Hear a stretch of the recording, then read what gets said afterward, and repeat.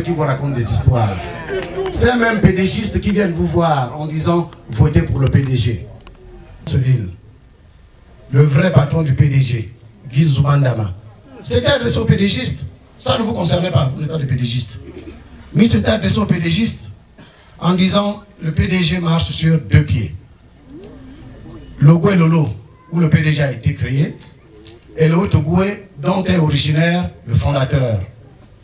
Donc, pour être PDGiste et un vrai PDGiste, il faut être de la République du Haut-Togo et Lolo.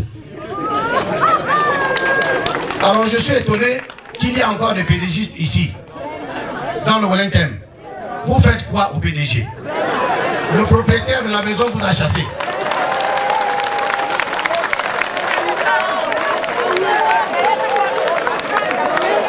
On vous a chassé.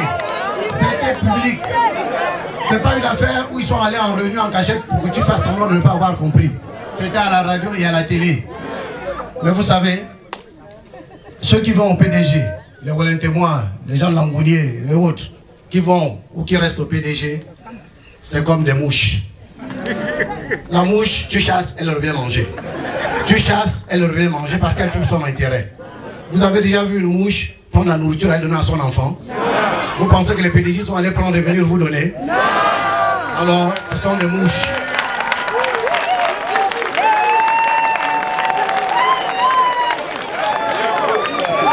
Donc, dites-leur que la prochaine fois qu'ils viennent, vous allez les chasser soit au chasse-mouches, soit avec l'insecticide. Ils sont nuisibles. Ils sont nuisibles. Ils ne méritent pas votre confiance. Ça fait 43 ans qu'ils sont au pouvoir. Qu'est-ce qu'ils ont fait? La seule chose de bien qu'ils ont trouvé à faire, c'est de vous ramener le fils de Bongo, lequel prépare son propre fils. Donc après le père, le fils, le petit-fils et l'arrière-petit-fils, ainsi de suite. Je refuse de vivre dans ce Gabon-là. Et pourtant, je suis de Haut-Togo. Mais je n'ai jamais été pédégiste et j'en suis fier.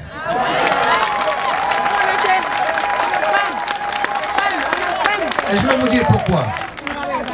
Le Haut-Togo, quoi qu'on dise, est la province qui a payé le plus lourd tribut en termes d'assassinat politique à ce régime. Vous partez de Nduna des Pénaux jusqu'à Osiali, en passant par Manza et les autres.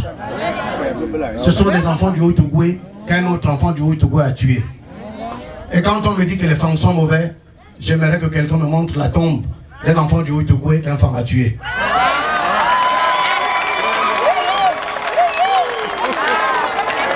Les enfants de Bongo qui étaient au palais sont venus dédouaner en disant qu'il n'y a pas de tentative de coup d'État. Le patron d'AGR a dit non, je n'ai pas entendu parler de coup d'État. Le patron du Sénat de l'époque a dit je n'ai entendu, il n'y avait rien. Mais ils ont trouvé le moyen de le condamner. Ntumba est Bateke de l'Éconie. Il est alto-gouvernement. Et il paraît que le pouvoir est dans le Haut-Togo. C'est pour vous dire que la dictature a commencé dans le Haut-Togo. Je vous prendrai l'exemple de ce fameux palais présidentiel. Quand on le construit en 72, on nous dit que c'est le palais du président de la République. Donc une résidence officielle. À la mort de Bongo, on nous apprend que c'est une propriété privée. Personne ne nous a dit à quel moment le transfert a été fait. Si ça a été acheté à un franc symbolique ou si ça a été payé. Mais ce que l'on constate, c'est que dans cette fameuse propriété privée, il y a encore des fonctionnaires gabonais, des militaires de la GR qui résident là-bas, qui travaillent là-bas, comme si c'était des domestiques. On est dans quel pays, chers compatriotes? On est dans quel pays? On est dans quel pays? Il faut que vous vous battiez parce que trop, c'est trop. Si vous ne le faites pas pour vous, faites-le pour vos enfants. Le Gabon mérite beaucoup mieux que ça. Regardez la Guinée équatoriale à côté en quelques années. En quelques années, avec le même argent du pétrole, le pétrole gabonais appartient à la famille Bongo. Il est géré par un Béninois. Après, on nous dit tout sauf Fang. On est passé de tout sauf Fang à tout sauf Gabonais parce que la richesse gabonaise est gérée par des étrangers. La présidence de la République est truffée d'étrangers. Du directeur de cabinet au secrétaire général adjoint en passant par le chef de cabinet. Ce sont ces gens-là qui créent des agences à tour de bras pour siphonner les caisses de l'État. Le rôle d'une présidence, ce n'est pas de créer des agences. Et vous verrez que c'est toujours des moments de l'État où il y a l'argent. Les bourses et stages, les autres trucs comme ça, les marchés publics, ils ont créé des agences pour toucher directement l'argent de l'État. On ne peut pas accepter ça. On ne doit pas accepter ça. Au nom de quoi vous allez accepter ça, vous les gens de Wellington? Au nom de quoi vous allez accepter ça? Il y a plus de 50 ans, en 1958, Gaston Defferre, un ministre français, pour le compte de l'État français, a décidé de créer 14 communes de plein exercice. On a fait le géant qu'est le Cameroun. 2. Yaoundé et Douala. Le Tchad, 2. Fort Lamy, qui est actuellement N'Djamena, et Fort Archambault, qui s'appelle maintenant Moundou. La RCA, 1, une commune, Bangui. Le Congo-Brazzaville, 3. Brazzaville, bien sûr, Pointe-Noire et Dolisie. Les 6 autres ont été attribués au pays qui était le plus petit, le moins peuplé, mais le plus dynamique, le Gabon. C'était en 1958. Libreville, Port-Gentil, Mouila, Libreville, Port-Gentil, Mouila, Lambaréné, non, il n'y avait pas français, Oyem et Bitam. Donc le Wellington avait deux communes, quand un pays comme le Tchad, comme le Tchad n'en avait que 2, comme la RCA n'en avait qu'un. Rien que la province du Wellington avait le même nombre de communes de plein exercice que le Cameroun. Grâce au travail de nos pères et de nos mères.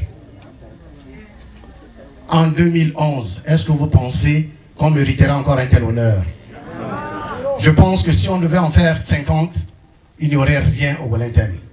0. Parce que vous avez accepté de vous laisser piétiner. Est-ce que vous êtes digne de vos pères et de vos mères qui ont financé vos études avec les plantations de cacaoyers et de caféiers? Vous êtes aujourd'hui obligé d'aller vendre votre EVA au Cameroun chez Evecam, alors que le Gabon avait une entreprise ici qu'ils ont bradé à des Belges qui font ce qu'ils veulent. Et vous continuez à être là, à attendre les t-shirts, à attendre les boniments des hommes politiques. Je vous parle les yeux dans les yeux parce que je vous aime, parce que vous êtes mes compatriotes et parce que c'est notre pays. Ça va peut-être vous blesser, mais c'est nécessaire.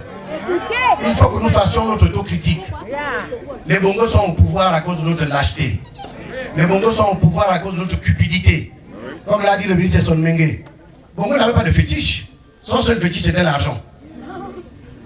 Tu es opposant, il te dit viens, voilà l'argent, tu prends l'argent, tu passes à la télé pour dire vraiment je suis une brebis égarée, j'ai retrouvé le chemin de la maison.